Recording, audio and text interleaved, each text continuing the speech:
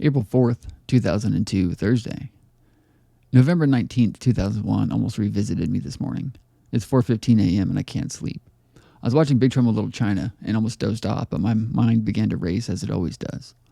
Something got my mind on that Halloween companion book that I want to write, and I kept thinking and thinking about how long it would take and how hard it would be.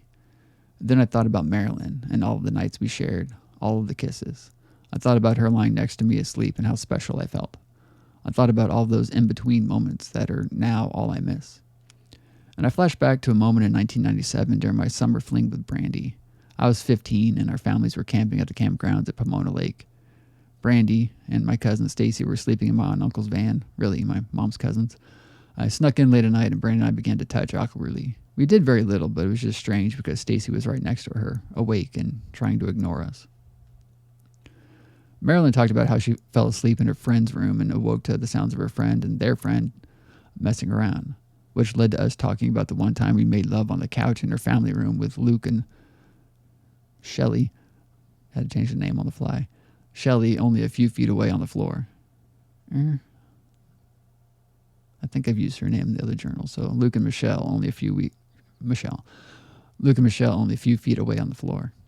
Anyway, this is what made me think of this time with Brandy. This moment made me recall another moment at the same campground. I don't recall if it was the same trip though. I was trying to sleep in my parents' camper and I kept hearing noises and the camper was shaking. I thought my parents were having sex. To this day, I still do not know if they were or not, but at that moment I believed they were. I tried to ignore it and sleep, but I couldn't, so I put on my clothes and shoes and went for a walk. I went to a nearby playground and sat on the swing. The sky above me was black and sparkling with stars. The night breeze was cool, but just right. I just sat there. Lord knows how long. I just sat there thinking. I've not thought about that moment since it happened, and now that moment has saddened me.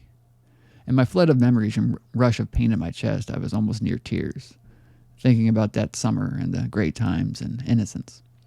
Thinking about how it was only 5 years ago, but it feels like a whole other world. And it almost feels as if it never happened. Part of me hurts to know that I'm the only person to know of these moments, while part of me laughs at the fact that these moments are just for me. But I'd still give anything to be able to live that time over and over again. A time before I was a writer. A time before I was really even a thinker. A time before I was even sexually active. A time before I was even a fallen angel and a prick. A time before I hurt Marilyn and a dozen other girls. 1:30 p.m. I am at work. Depending on how I feel later, I may try and go home as soon as possible tonight.